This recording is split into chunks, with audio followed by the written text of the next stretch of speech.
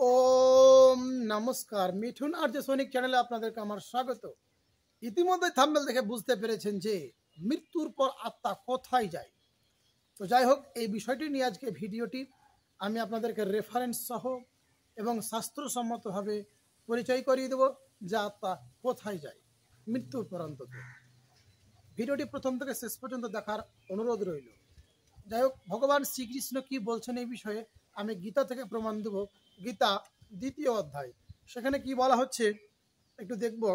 গীতার দ্বিতীয় অধ্যায়ের 20 নম্বর শ্লোকে ভগবান শ্রীকৃষ্ণ বললেন, না জায়তে মৃয়তে বা কদাচিন নয়ম ভূতা ভবিতা বা না ভূয়ঃ অজনিত্য শাশ্বতঃ পুরাণ না হন্যতে হন্যমানে শরীরে।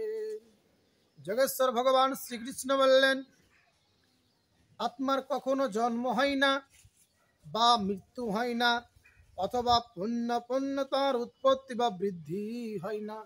তাহলে আত্মার কখনো কোনো জন্ম হয় না বা মৃত্যু হয় না, আবার বৃদ্ধিও হয় না, বড়ও হয় না, ছোটও হয় না। তিনি জন্মরহিত শাশ্বত, নিত্য এবং পুরাতন হলেও চিরনবীন। তিনি সব সময় চিরনবীন, তিনি কখনো পুরাতন হয় না। শরীর নষ্ট হলেও আত্মা কখনো বিনষ্ট হয় না।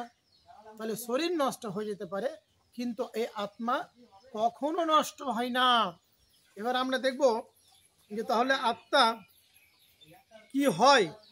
তো সেই বিষয়ে মৃত্যুর পর যে আত্মা কোথায় যায়, তো ভগবান শ্রীকৃষ্ণ গীতার 8ম অধ্যায়ের 6 নম্বর শ্লোকে বললেন, জম জম বাপি স্মরণ ভবম ত্যজোতম কলেবরম তম তমে বৈতিকন্তেয় সদা তদ্ভব ভাবিতঃ। যোগেশ্বর বললেন, অন্তিমকালে যিনি যে ভাব স্মরণ করে দেহ ত্যাগ করেন, তাহলে অন্তিমকাল অর্থাৎ মৃত্যুর সময় যে ব্যক্তি যে ভাব স্মরণ করে দেহ ত্যাগ করেন, তিনি সেইভাবে ভাবিত তত্ত্বকেই লাভ করেন। মানে যে যেটা ভেবে দেহ ত্যাগ করবে, সেই সময় যদি কেউ গরু চিন্তা করে, তাহলে সে পরবর্তী জন্মে গরু হবে। তাহলে তার আত্মা কোথায় যাবে? গরুতে পরিণত হবে। যেমন কেউ যদি মুরগি চিন্তা করে, সে মুরগি হবে। কেউ যদি সরীসৃপ কোনো প্রাণী চিন্তা করে, তাহলে সে সরীসৃপ প্রাণী কোনো আত্মা তার শরীরে গিয়ে প্রবেশ করবে। আর কেউ যদি ভগবান পরমাত্মার চিন্তা করে, তাহলে পরমাত্মাকে লাভ করবে। ইতিমধ্যেই বলেছি আমি গত ভিডিওতে, কেউ যদি ওম আকার চিন্তা করে, তাহলে সেই ওমকেই প্রাপ্তি হবে। তো এই জন্য ভগবান বললেন যে সর্বদা তুমি আমার গুণগান করো, আমাকে ভজনা করো, তবেই তুমি আমাকে লাভ করবে। বেদ এবং গীতা থেকে আমি প্রমাণ দিয়েছি। তাহলে আত্মা কোথায় যায়, এবার সেই বিষয়ে তো আমি আলোচনা করলাম, কিন্তু আরও আমি একটা সাপোর্ট দিচ্ছি, যেটা হলো কি দ্বিতীয় অধ্যায়েরই 22 নম্বর শ্লোকে কি বলছে কৃষ্ণ, শুনবো আমরা। যেখানে বসংস্যসি জীর্ণানি যথা বিহায় নবানি গৃহ্ণতি নরহ পরানি তথা শরীরানি বিহায় জীর্ণানি সংযতি নবানি দেহি। ভগবান বললেন, মানুষ যেমন জীর্ণ বস্ত্র পরিত্যাগ করেন, এখানে জীর্ণ শব্দের অর্থ হলো পুরাতন বা অতি যেগুলো খারাপ মন্দ বস্ত্র, যেটা পড়া যাবে না আর কি, সেটাকে বলা হচ্ছে। তো পুরাতনই ধরি আপাতত।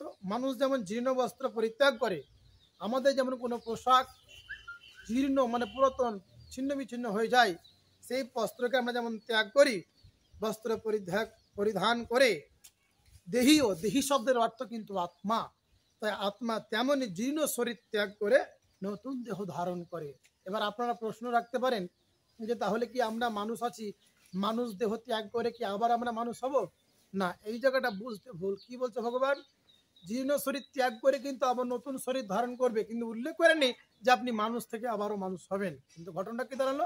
এই জন্য যোগেশ্বর ভগবান শ্রীকৃষ্ণ বলছেন অর্জুন মহাশয়কে, যে অর্জুন তুমি কর্ম করো, ফলের আশা করো না, কারণ তোমার কর্মের উপর ডিপেন্ড অর্থাৎ নির্ভর করে তোমার পরবর্তী জন্ম অপেক্ষা করছে। তাই এমন কোনো কর্ম করো না যে মনুষ্যকুলে জন্মগ্রহণ করেও তুমি মানুষের মতো আচরণ না করেও তুমি যদি কুকুর, শূকর, গরু অর্থাৎ ছাগল গবাদি পশুর মতো আচরণ করে থাকো, তাহলে তোমার জন্য সেই সমস্ত দেহগুলো অপেক্ষা করছে। হে মানুষ, তুমি সাবধান। আমি গত ভিডিওতে দিয়েছিলাম এটাই, যে ভগবান পরমাত্মা আমরাকে প্রত্যক্ষভাবে দর্শন করছেন, আমরা কি কর্ম করছি।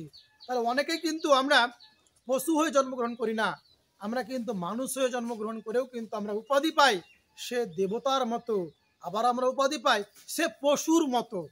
তো আমাদের এই মনুষ্য জন্মটি যদি আমাদের দেবতার মতো বা শ্রেষ্ঠ মানবের মতো পরিচয় করতে পারি, বা আমাদের কর্মজীবন নিয়ে সেই ভগবানকে প্রেয়স করতে পারি, আশা রাখতে পারি এবং শুদ্ধ হয়ে জীবনযাপন করি, তাহলে অবশ্যই পরমাত্মাকে লাভ করব।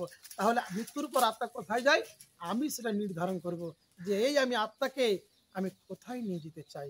সুতরাং আপনাকে সুস্থ স্বাভাবিকভাবে বলছি, প্রত্যেক মানুষকে ঈশ্বরের শরণাপন্ন হওয়া একান্ত উচিত, যাতে করে আমাদের ভবিষ্যৎ জন্ম কখনো নরকীয় যন্ত্রণা আমরা না পাই। যদি ভিডিও ভালো লাগে থাকে, নমস্কার, প্রণাম।